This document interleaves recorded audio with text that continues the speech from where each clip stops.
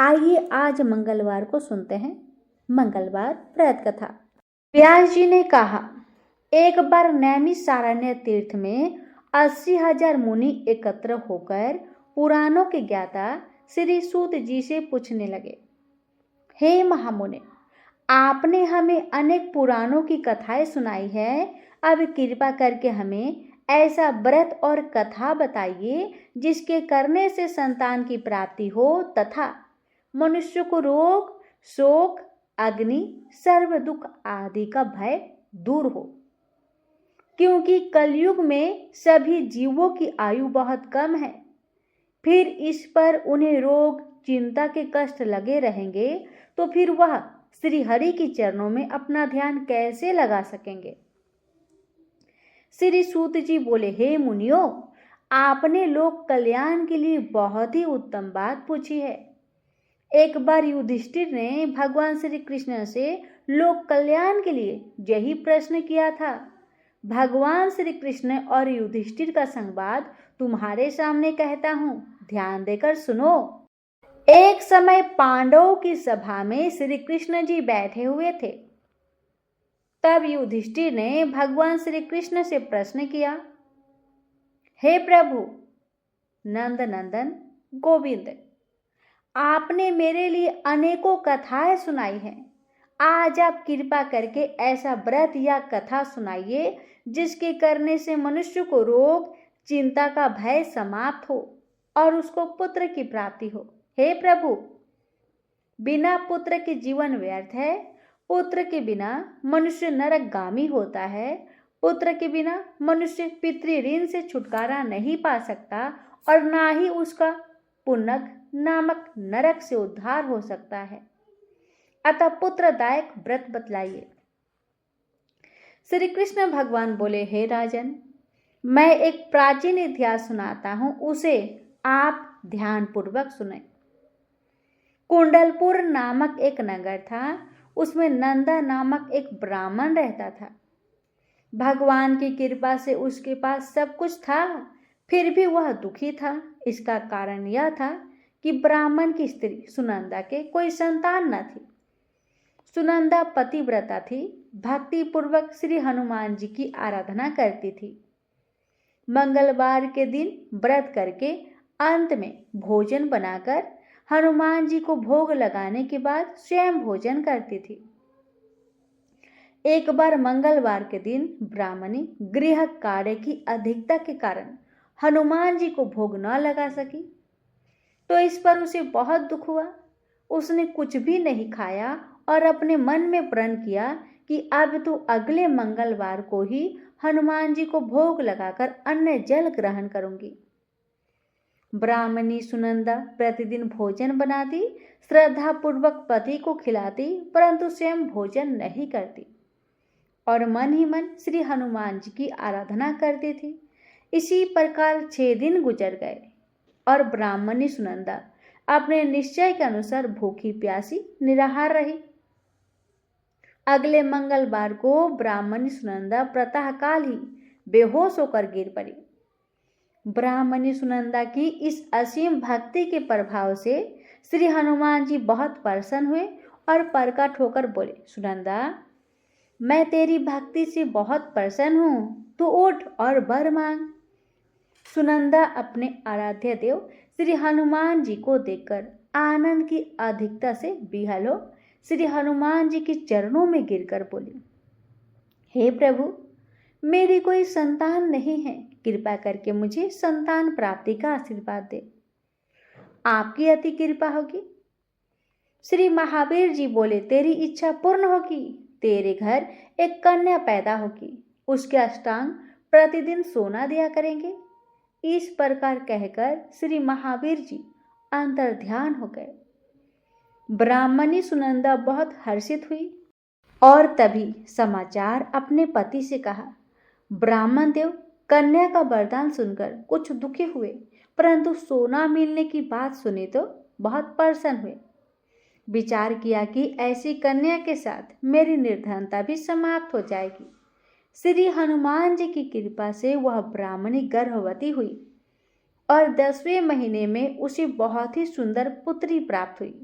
यह बच्ची अपने माता पिता के घर में ठीक उसी तरह से बढ़ने लगी जिस तरह से शुक्ल पक्ष का चंद्रमा बढ़ता है। 10वें दिन ब्राह्मण ने उस बालिका का नामकरण संस्कार कराया। उसके कुल पुरोहित ने उस बालिका का नाम रत्नवली रखा, क्योंकि यह कन्या सोना प्रदान किया करती थी। इस कन्या ने पूर्व जन्म में बड़े ही विधान से मंगलदेव का व्रत किया था। रत्नवाली का अष्टांग बहुत सा सोना देता था। उस सोने से नंदा ब्राह्मण बहुत ही धनवान हो गया। अब ब्राह्मणी भी बहुत अभिमान करने लगी थी। समय बीतता रहा। अब रत्नावली 10 वर्ष की हो चुकी थी। एक दिन जब नंदा ब्राह्मण प्रसन्नचित्त था, तब सुनंदा ने अपने पति से बोली, मेरी पुत्री रत्नावली विवाह की योग हो गई है, अतः आप कोई सुंदर तथा योग वर देखकर इसका विवाह कर दीजिए। यह सुनकर ब्राह्मण बोला, अभी तो रत्नावली बहुत छोटी है। तब ब्राह्मण बोली, शास्त्रों की आज्ञा है कि कन्या 8वें वर्ष में गौरी, 9वें वर्ष में रोहिणी, 10वें वर्ष में कन्या, इसके पश्चात रजवाला हो जाती है। गौरी के दान से पाताल लोक की प्राप्ति होती है, रोहिणी के दान से वैकुंठ लोक की प्राप्ति होती है, कन्या के दान से इंद्र लोक में सुखों की प्राप्ति होती है। अगर हे पतिदेव रजवाला का दान किया जाता है तो घोर नरक की प्राप्ति होती है। इस पर ब्राह्मण बोला, अभी तो रत्नावली मात्र 10 वर्ष की ही है और मैंने तो 16-16 साल की कन्याओं के विवाह कराए हैं, अभी जल्दी क्या है। तब ब्राह्मणी सुनंदा बोली, आपको लोभ अधिक हो गया लगता है। शास्त्रों में कहा गया है कि माता पिता और बड़ा भाई रजवाला कन्या को देखते हैं तो वह अवश्य ही नरकगामी होते हैं। तब ब्राह्मण बोला, अच्छी बात है, कल मैं अवश्य ही योग वर की तलाश में अपना दूत भेजूंगा। दूसरे दिन ब्राह्मण ने अपने दूत को बुलाया और आज्ञा दी कि जैसी सुंदर मेरी कन्या है वैसा ही सुंदर वर उसके लिए तलाश करो। दूत अपने स्वामी की आज्ञा पाकर निकल पड़ा। पंपई नगर में उसने एक सुंदर लड़के को देखा। यह बालक एक ब्राह्मण परिवार का बहुत गुणवान पुत्र था। इसका नाम सोमेश्वर था। दूत ने इस सुंदर व गुणवान ब्राह्मण पुत्र के बारे में अपने स्वामी को पूर्ण विवरण दिया। ब्राह्मण नंदा को भी सोमेश्वर अच्छा लगा और फिर शुभ मुहूर्त में विधि पूर्वक कन्यादान करके ब्राह्मण ब्राह्मणी संतुष्ट हुए। परंतु ब्राह्मण के मन में लोभ समाया हुआ था। उसने कन्यादान तो कर दिया था, पर वह बहुत खिन्न भी था। उसने विचार किया कि रत्नावली तो अब चली जाएगी और मुझे इससे जो सोना मिलता था अब वह मुझे नहीं मिलेगा। मेरे पास जो धन था कुछ तो इसके विवाह में खर्च हो गए और जो शेष बचा है वो भी कुछ दिनों के पश्चात ही समाप्त हो जाएगा। मैंने तो इसका विवाह करके बहुत बड़ी भूल कर दी है। अब कोई ऐसा उपाय करना होगा ताकि रत्नावली मेरे ही घर में बनी रहे, अपने ससुराल ना जाए। लालच ब्राह्मण के मस्तिष्क पर छाता जा रहा था। रात भर अपनी शैया पर बेचैनी से करवट बदलते बदलते उसने एक भयानक निर्णय लिया। उसने विचार किया कि जब रत्नावली को लेकर उसका पति सोमेश्वर अपने घर को जाएगा तो मार्ग में छिपकर सोमेश्वर का वध करवा देगा और अपनी लड़की को अपने घर ले आएगा, जिससे नियमित रूप से उसे सोना भी मिलता रहेगा और समाज का कोई मनुष्य उसे दोष भी नहीं दे सकेगा। प्रातः काल हुआ तो नंदा और सुनंदा ने अपने जामाई तथा लड़की को बहुत सारा धन देकर विदा कर दिया। सोमेश्वर अपनी पत्नी रत्नावली को लेकर ससुराल से अपने घर की तरफ चल दिया। ब्राह्मण नंदा महालोभ के वशीभूत हो अपने मति को खो चुका था। पाप पुण्य को उसे विचार ना रहा। उसने भयानक व क्रूर निर्णय को कार्य रूप देने के लिए उसने अपने दूत को मार्ग में अपने जामाई का वध करने के लिए भेज दिया था, ताकि रत्नावली से प्राप्त होने वाला सोना उसे हमेशा मिलता रहे और वो कभी निर्धन ना रहे। ब्राह्मण के दूत ने अपनी स्वामी की आज्ञा का पालन करते हुए उसके जामाई सोमेश्वर का मार्ग में ही वध कर दिया। समाचार प्राप्त कर ब्राह्मण नंदा मार्ग में पहुंचा और झूठी रुदन करते हुए अपनी बेटी से बोला, हे पुत्री, मार्ग में लुटेरे ने तेरे पति का वध कर दिया है। भगवान की यही इच्छा थी और उनकी इच्छा क्या के किसी का बस नहीं चलता। अब तू घर चल, वहां पर ही रहकर अपना शेष जीवन व्यतीत करना। जो तेरे भाग्य में लिखा है वही होगा। अपने पति की अकाल मृत्यु से रत्नावली बहुत दुखी हुई। करुण क्रोधन व रुदन करते हुए अपने पिता से बोली, हे पिताजी, इस संसार में जिस स्त्री का पति नहीं उसका जीवन व्यर्थ है। मैं अपने पति के साथ ही अपने शरीर को जला दूंगी और सती होकर अपने इस जन्म को माता पिता के नाम को तथा सास ससुर के यश को सार्थक करूंगी। ब्राह्मण नंदा अपनी पुत्री रत्नावली के वचनों को सुनकर बहुत दुखी हुआ। विचार करने लगा, मैंने व्यर्थ ही जमाई का वध का पाप अपने सिर लिया। रत्नावली तो उसके पीछे अपने प्राण तक देने को तैयार है। मेरा तो दोनों तरफ से मरण हो गया। धन तो अब मिलेगा नहीं। जमाई वध के पाप के फलस्वरूप यम यातना भी भुगतनी पड़ेगी। यह सोचकर वह बहुत खिन्न हुआ। सोमेश्वर की चिता बनाई गई। रत्नावली सती होने की इच्छा से अपने पति का सिर अपने गोद में रखकर चिता में बैठ गई। जैसे ही सोमेश्वर की चिता को अग्नि लगाई गई, वैसे ही प्रसन्न हो मंगलदेव वहां प्रकट हुए और बोले, हे रत्नावली, मैं तेरी पति भक्ति से बहुत प्रसन्न हूं, तू वर मांग। रत्नावली ने अपने पति का जीवन दान मांगा। तब मंगलदेव बोले, रत्नावली, तेरे पति अजर अमर है, यह महाविद्वान भी होगा और इसके अतिरिक्त तेरी जो इच्छा हो वर मांग। तब रत्नावली बोली, हे ग्रहों के स्वामी, यदि आप मुझ पर प्रसन्न हैं तो मुझे यह वरदान दीजिए कि जो भी मनुष्य मंगलवार के दिन प्रातःकाल लाल पुष्प लाल चंदन से पूजा करके आपका स्मरण करे, उसको रोग व्याधि ना हो, सज्जनों का कभी वियोग ना हो, सर्प अग्नि तथा शत्रुओं का भय ना रहे। जो स्त्री मंगलवार का व्रत करे वह कभी विधवा ना हो। मंगलदेव तथास्तु कहकर अंतर ध्यान हो गए। सोमेश्वर मंगलदेव की कृपा से जीवित हो उठा। रत्नावली अपने पति को पुनः प्राप्त कर बहुत प्रसन्न हुई और मंगलदेव का व्रत प्रत्येक मंगलवार को करके व्रतराज और मंगलदेव की कृपा से इस लोक में सुख ऐश्वर्य को भोगते हुए अंत में अपने पति के साथ स्वर्गलोक को गई। प्रेम से बोलिए मंगलदेव की जय। एक बार शनिदेव को अपनी शक्ति पर घमंड हो गया कि शनिदेव को लगने लगा कि उनसे शक्तिशाली कोई भी नहीं है। उनकी दृष्टि मात्र से ही व्यक्ति के जीवन में उथल पुथल शुरू हो जाती है। शनिदेव इसी मद में चोर होकर ऐसे स्थान पर पहुंचे जहां पर हनुमान जी अपने प्रभु श्री राम की साधना में लीन थे। श्री राम की भक्ति में डूबे हनुमान जी को देख शनिदेव ने उन पर अपनी वक्र दृष्टि डाली, लेकिन कोई प्रभाव नहीं हुआ। इससे क्रोधित होकर शनिदेव ने हनुमान जी को ललकारा और ललकारते हुए कहा कि हे बानर, देख कौन सामने आया है। हनुमान जी ने शनिदेव पर कोई ध्यान नहीं दिया और अपनी भक्ति में लीन रहे।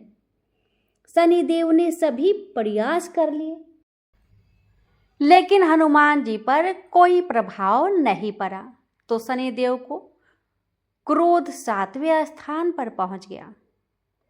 तनाव और गुस्से में आकर शनिदेव ने एक बार फिर से प्रयास किया और कहा, हे बानर, आंखें खोल, मैं शनिदेव तुम्हारी सुख शांति को नष्ट करने आया हूं। इस संसार में ऐसा कोई नहीं जो मेरा सामना कर सके। शनिदेव को यह विश्वास था कि ऐसा करने से हनुमान जी भयभीत हो जाएंगे और क्षमा मांगेंगे, लेकिन ऐसा कुछ भी नहीं हुआ। बहुत प्रयास करने पर हनुमान जी ने बहुत ही सहज भाव से पूछा कि महाराज, आप कौन हैं? इस बात को सुनकर शनिदेव को और क्रोधित आ गया। शनिदेव हनुमान जी से बोले, अभी इसी समय मैं तुम्हारी राशि में प्रवेश करने जा रहा हूं, तब तुझे समझ में आएगा कि मैं कौन हूं।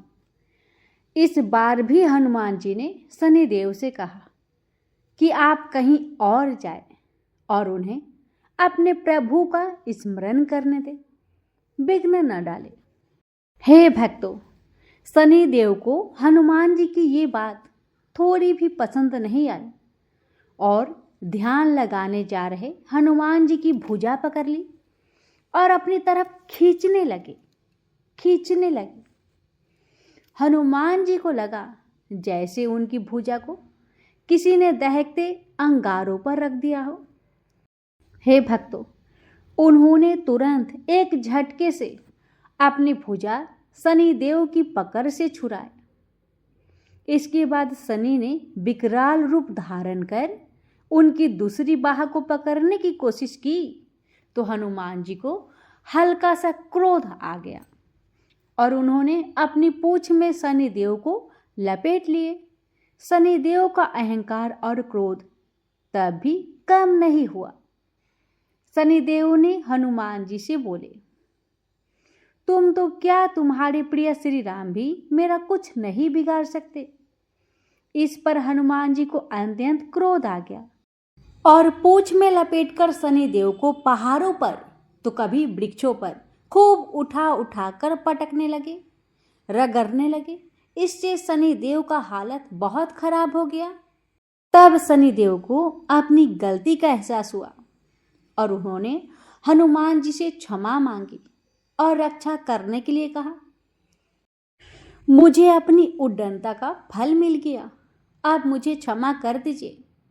मैं भविष्य में आपकी छाया से भी दूर रहूंगा।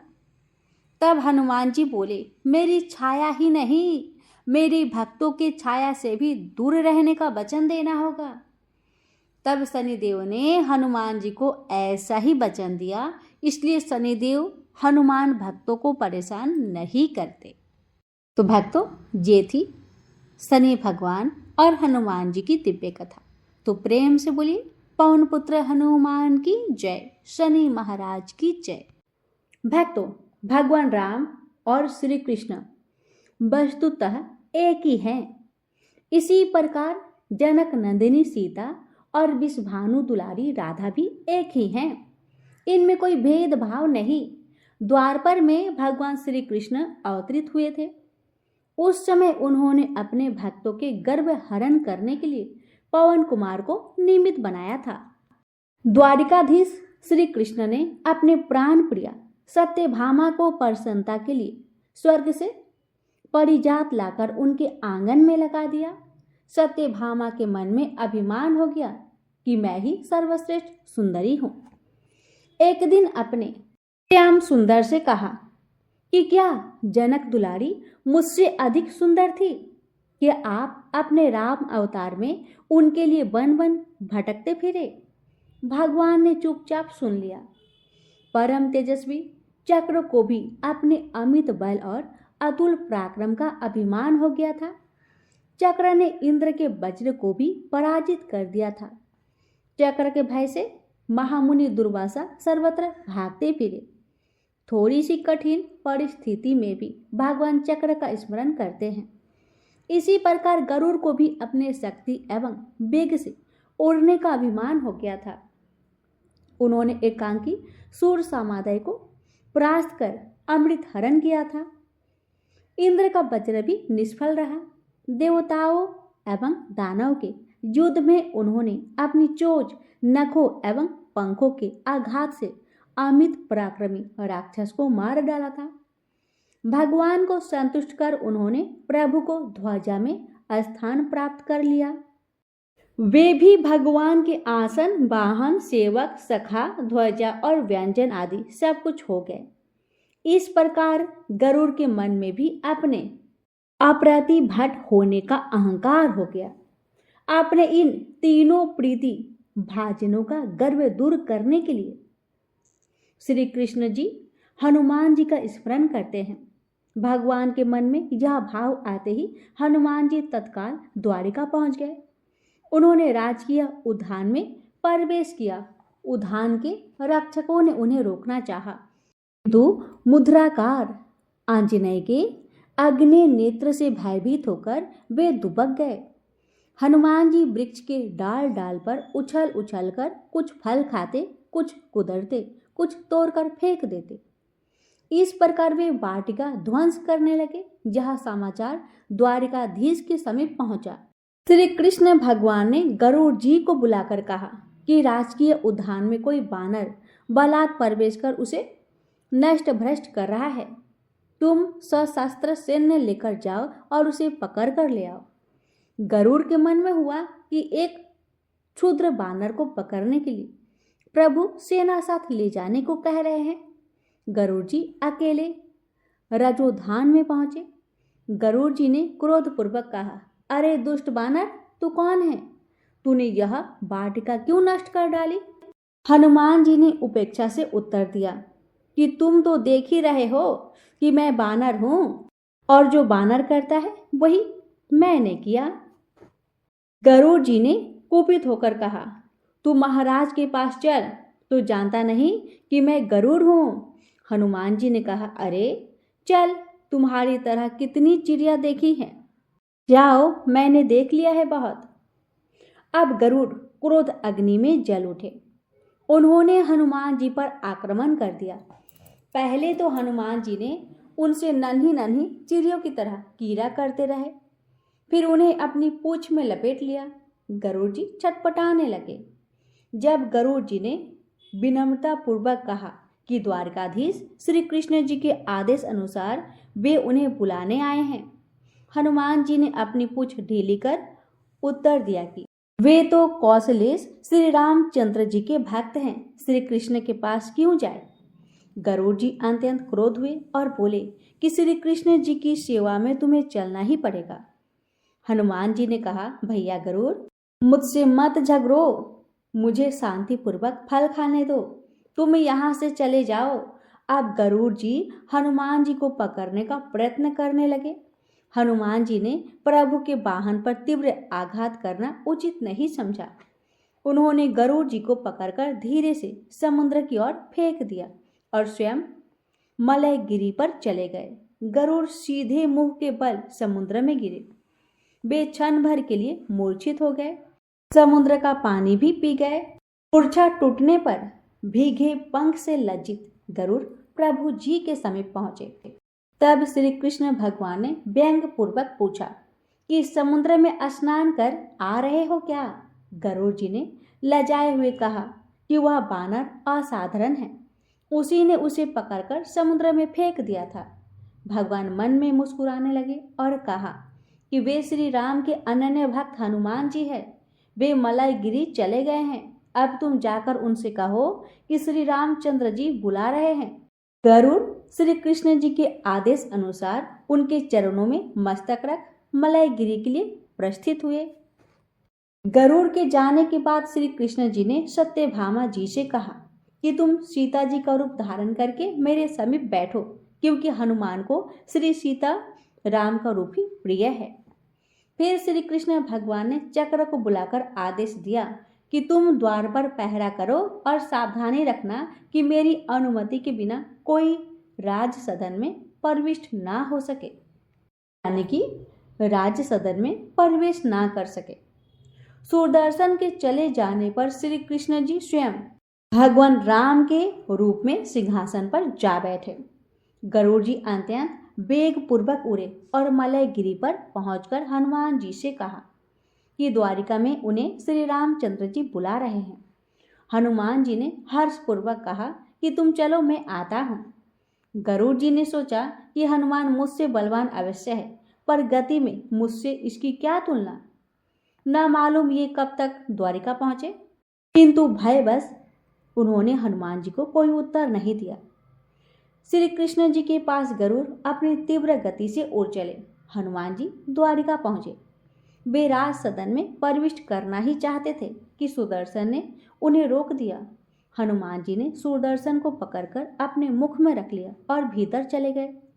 वे भगवान श्री राम के चरणों में गिर गए, फिर हाथ जोड़े। प्रभु के मुख रविंद्र की ओर अपलक दृष्टि से देखते हुए उन्होंने विनय पूर्वक पूछा, नाथ, माता जी कहाँ हैं? आज आपके बगल में यह कौन सी दासी है? सत्यभामा लज्जित हो गई। उनका सौंदर्य अभिमान नष्ट हो गया।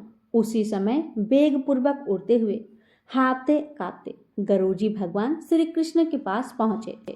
वहां पहले से ही हनुमान जी को विद्यमान देखकर उनका वेग पूर्वक उड़ने का सारा अभिमान गल गया। फिर मुस्कुराते हुए श्री राम रूपधारी भगवान द्वारिकाधीश ने हनुमान जी से जानना चाहा कि उनके राज सदन में प्रविष्ट होते समय क्या किसी ने रोका भी? हनुमान जी ने विनय पूर्वक कहा कि द्वार पर सुदर्शन उनके प्रवेश करने में व्यवधान उत्पन्न कर रहा था, अतः उन्होंने उसे अपने मुख से निकालकर प्रभु के सामने रख दिया। चक्र श्रीहीन हो गए थे। तीनों का गर्भ चूर्ण कर हनुमान जी प्रभु के चरणों में प्रणाम कर मलयाचल पर चले गए। प्रेम से बोलिए सियावर रामचंद्र की जय, पवन पुत्र हनुमान की जय। अब सुनेंगे अर्जुन का गर्भ हरण की कथा। एक बार अर्जुन अकेले रामेश्वर पहुंचे। वहां धनुष कोटि तीर्थ में स्नान किया। वे गर्वपूर्वक इधर उधर घूमने लगे। उन्होंने एक पर्वत के ऊपर सामान्य बानर के रूप में हनुमान जी को देखा। वे राम राम का जप कर रहे थे। हनुमान जी को देखकर अर्जुन ने पूछा कि अरे बानर, तुम कौन हो? तुम्हारा क्या नाम है?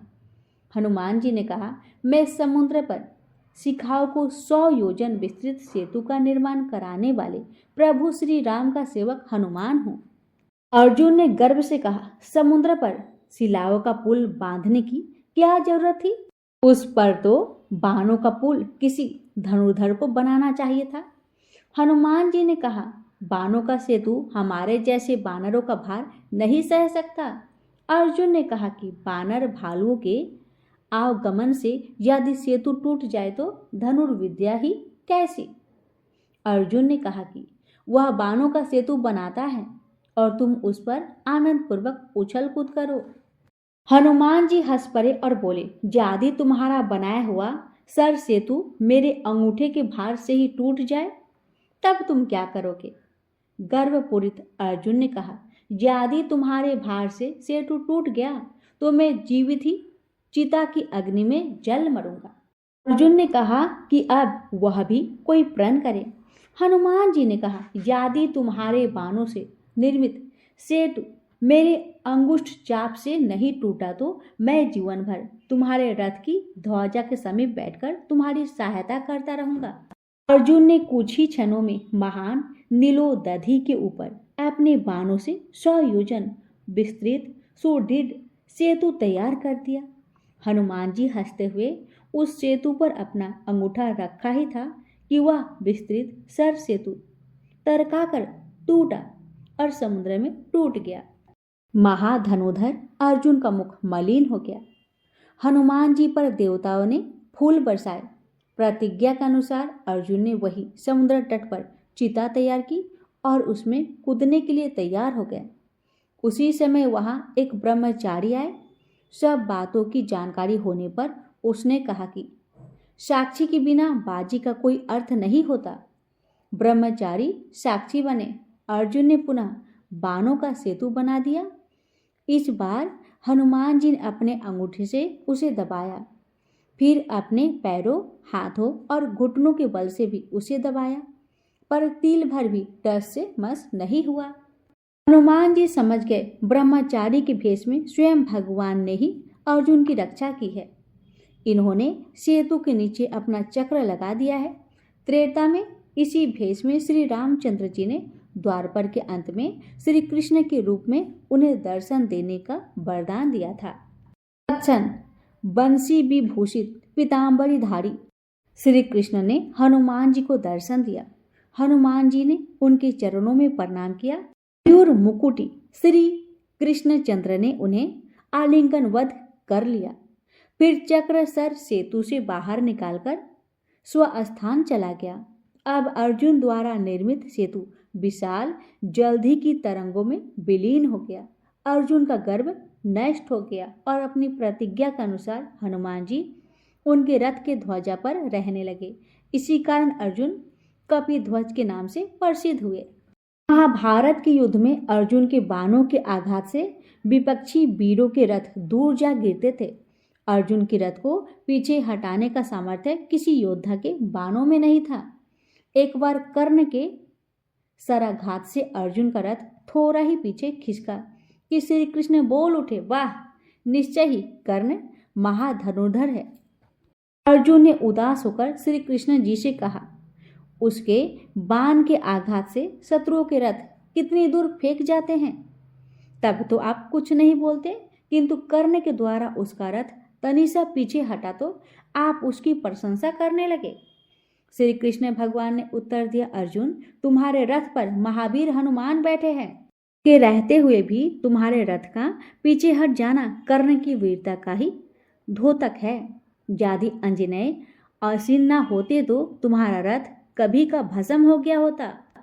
अर्जुन के रथ से श्री कृष्ण के आज्ञा अनुसार गांडीव, धनुष और बाणों से भरे हुए अक्षय तरकसों को उतार लिया गया।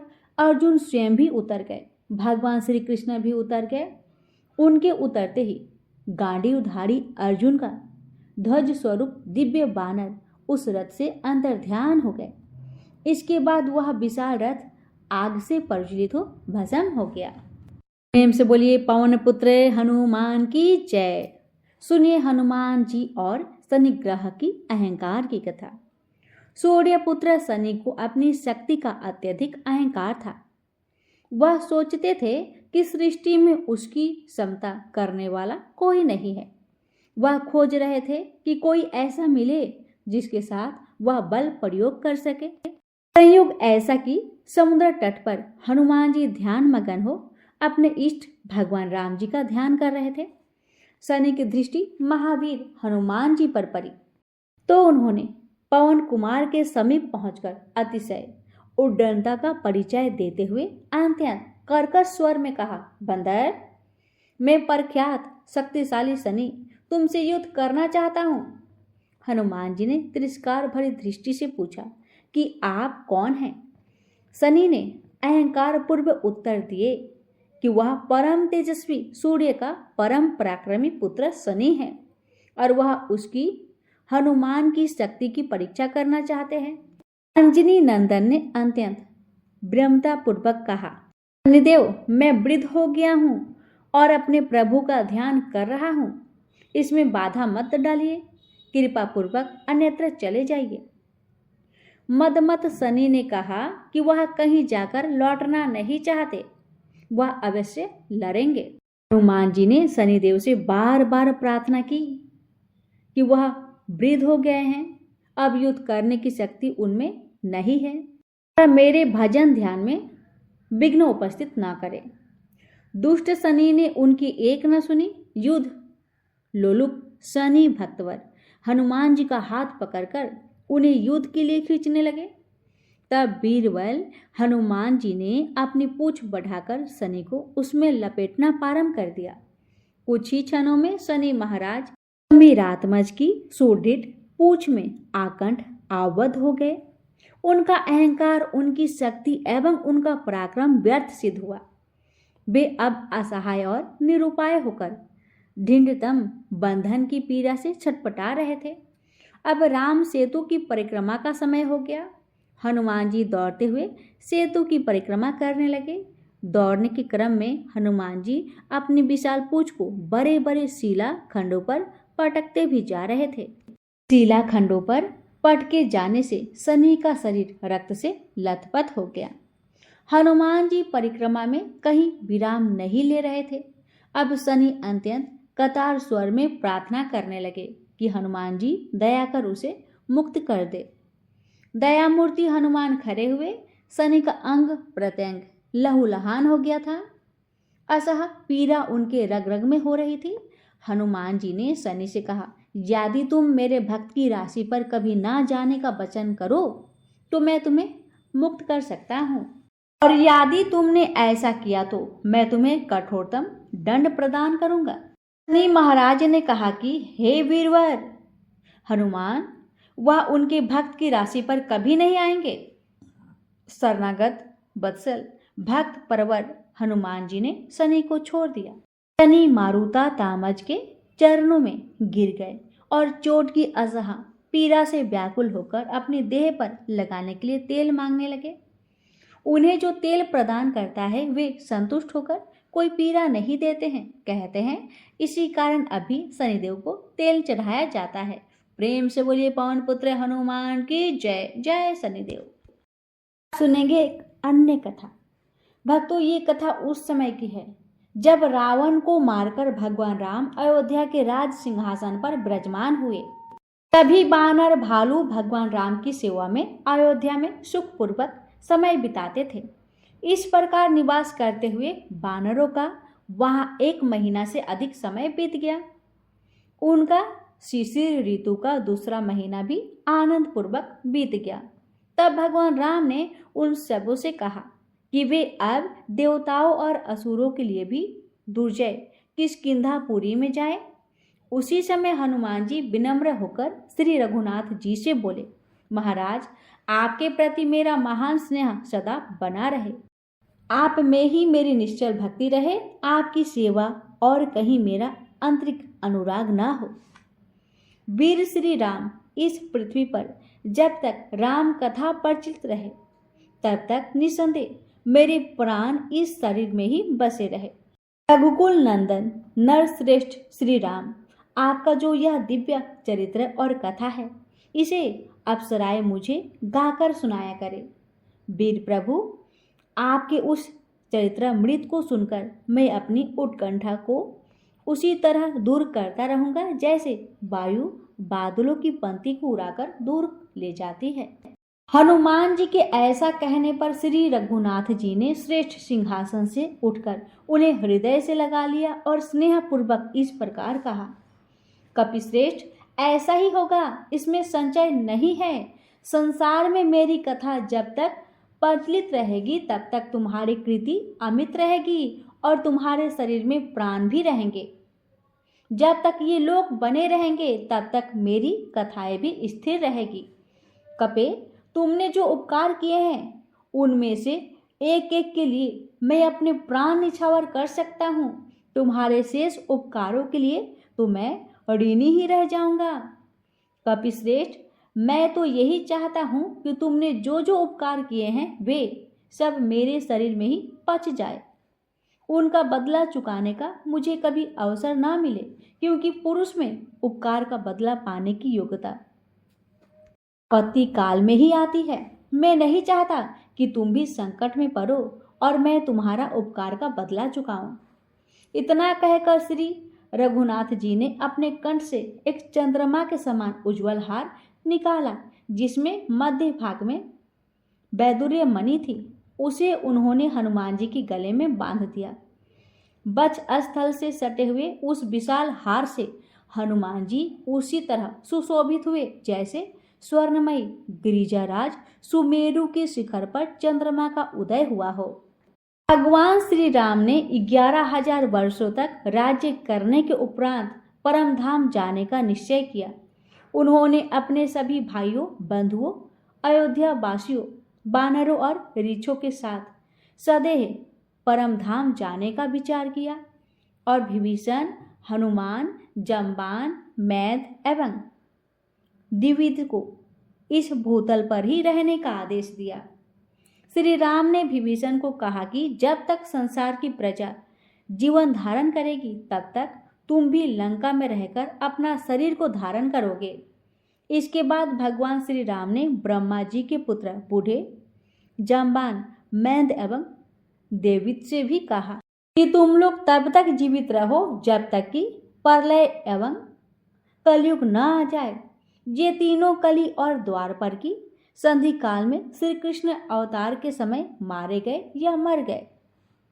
तब श्री रामचंद्र जी ने मैंद एवं दिवित से कहा, तुमने दीर्घ काल तक जीवित रहने का निश्चय किया है, अपनी इस प्रतिज्ञा को व्यर्थ न करो। हरीश्वर, जब संसार में मेरी कथाओं का प्रचार रहे तब तक तुम भी मेरी आज्ञा का पालन करते हुए प्रसन्नता पूर्वक विचरते रहो।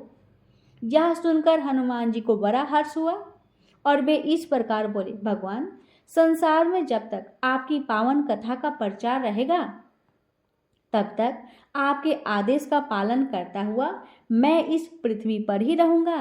हनुमान जी ने पुनः भगवान से कहा, हे राम जी, आपका नाम स्मरण करते हुए मेरा चित्त तृप्त नहीं होता, अतः मैं निरंतर आपका नाम स्मरण करता हुआ पृथ्वी पर रहूं। हे राजेंद्र, मेरा मनोवांछित वर यही है कि जब तक संसार में आपका नाम रहे तब तक मेरा शरीर भी रहे। श्री रामचंद्र जी ने कहा, ऐसा ही हो, तुम जीवन मुक्त होकर संसार में सुख पूर्वक रहो। कल्प का अंत होने पर तुम मेरा सायुज्य प्राप्त करोगे, इसमें संदेह नहीं है। इस तरह हनुमान जी सनातन, चिरंजीवी और परतपर है। वे श्री राम की कल्याणमयी कथा सुनने के अप्रतिम रसिक हैं। जहाँ जहाँ उनकी कथा होती है वहाँ वहाँ वे अदृश्य रूप में अथवा छद्म भेष में विद्यमान रहकर उसका रसवादन करते हैं। उनके हृदय में भगवान श्री राम नित्य रमनशील हैं। उनका श्री राम कथा अनुराग पराकाष्ठा को प्राप्त है। सच तो यह है कि हनुमान जी ने श्री राम कथा को अपना जीवन धार ही बना लिया है। श्री हनुमान जी ने राम कथा की शर्त पर ही जीना स्वीकार किया है। उन्हें दीर्घ जीवन प्राप्त है, पर बिना राम कथा के जीना उन्हें पसंद नहीं। अनेक व्यक्तियों को श्री हनुमान जी के श्री राम कथा अनुराग का प्रत्यक्ष प्रमाण भी मिला है।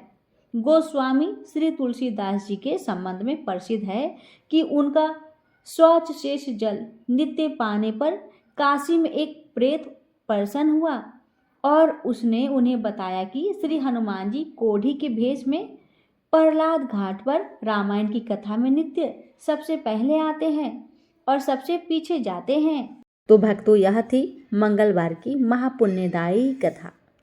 प्रेम से बोलिए पवन पुत्र हनुमान की जय।